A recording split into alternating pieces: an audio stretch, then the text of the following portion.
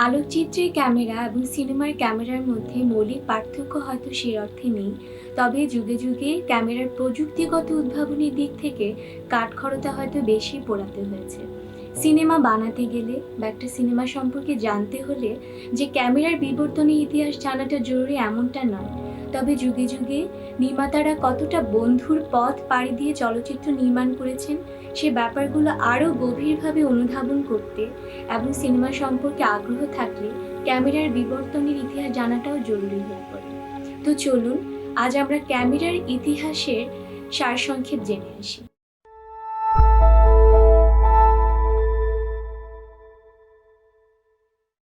আমি রায়ান আলম নুবা, আজ আছি আপনাদের সাথে সিনে স্কুলের এপিসোডে। তো চলুন আপনাদের নিয়ে যাওয়া যাক 1879 সালের দিকে।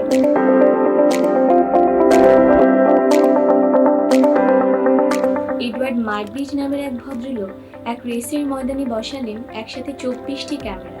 উদ্দেশ্য, রেসের ময়দানের একটি ঘোড়াকে চলন্ত অবস্থায় তুলে ধরবেন।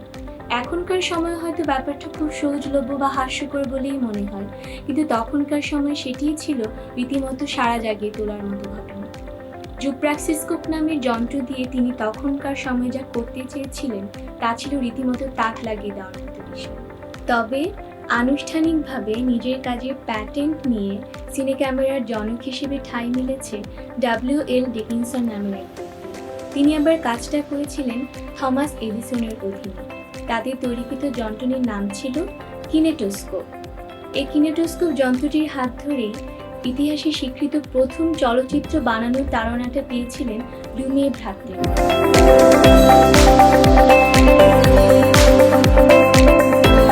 অনেকদিন ধরে সে ধারা বজায় থাকলেও প্রাকৃতিক আলোতে কিভাবে ফিল্মের প্রযুক্তি নিয়ে কাজ করা যায় তা নিয়ে তখনও আধারে ছিলেন নির্মাতা। অবশেষে 1934 সালে সে আধার দূরীকরণে আলোকবর্তিকা হাতে এলেন ডোনাল্ড বেল ও অ্যালবার্ট হাওয়েল। তারা এই প্রযুক্তি নির্মাণ করলেন তো বটেই, তার সাথে 8 মিলিমিটারের অপেক্ষাকৃত হালকা ওজনের এক ক্যামেরাও বানিয়ে ফেললেন।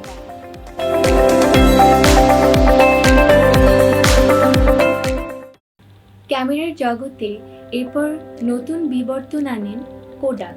এই বেল অ্যান্ড হাওয়েলের তৈরি করা প্রযুক্তি নিয়ে ঘরে বসেই হাতে ধরে দৃশ্যায়নের ব্যবস্থা করে কোডাক বানালেন সুপার 8 ফিল্ম ক্যামেরা। একবিংশ শতাব্দীতেও পুরনো দিনের আবছা আলো ছায়ার আমেজ তৈরি করতে ব্যবহার করতে দেখা গেছে এই সুপার 8 ফিল্ম ক্যামেরা।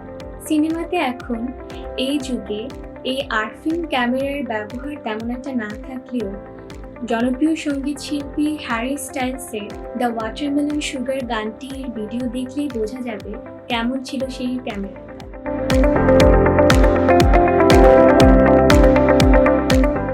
80-এর দশক থেকে ফিল্মের ক্যামেরার বাজারে মন্দা বয়ে আনতে শুরু করে ডিজিটাল ক্যামেরা। একদিকে যেমন সনি, প্যানাসনিক, জেভিসির মতো প্রতিষ্ঠানগুলো সিনেমার জগতে তাদের ডিজিটাল উদ্ভাবনকে ছড়িয়ে দিতে মরিয়া হয়ে উঠল, অন্যদিকে ক্যামকর্ডারের কাজ হাতে নিয়ে ঘরে ঘরে তাদের প্রযুক্তিও ছড়িয়ে দিতে থাকলো কৌশল।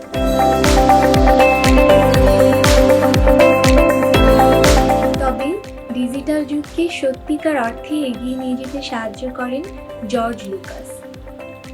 Star Wars episode 2 attack of the clones বানানোর জন্য তিনি সনির সাথে কাজ করে বানালেন সনি HDW900 ক্যামেরা।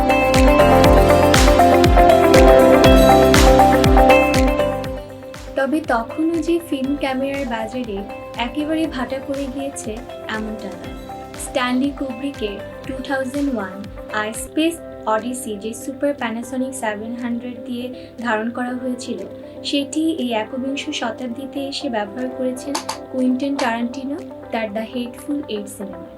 বলা যায় এই ক্যামেরা এতটাই বড় পরিসরে চিত্র ধারণ করতে সক্ষম যে এখনকার সময়ে অনেক ডিজিটাল প্রযুক্তিও সেটি ধারণ করতে সক্ষম হয়।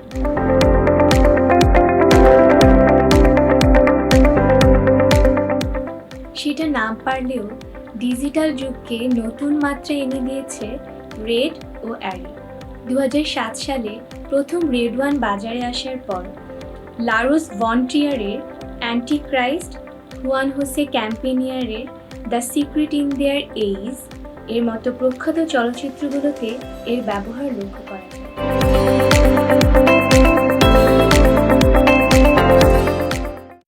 আইম্যাক্সের 70 মিলিমিটার রিলের প্রযুক্তিটা নিয়ে ক্রিস্টোফার নোলানের ওপেনহাইমারের বদৌলতে অনেকটাই বোধহয় জেনে গেছেন এর কাজ। এই আইম্যাক্সের সফল যাত্রাও শুরু হয়েছিল নোলানের হাত ধরেই তার দ্য ডার্ক নাইট সিনেমার মাধ্যমে। তো আজকের এপিসোড ছিল এই পর্যন্তই।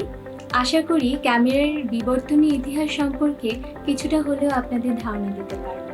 এর সাথে আপনাদের প্রিয় চলচ্চিত্রগুলোতে কোন ক্যামেরার ব্যবহার হয়েছে সেটি সম্পর্কেও কিছুটা ধারণা দিতে পেরেছি আশা করি।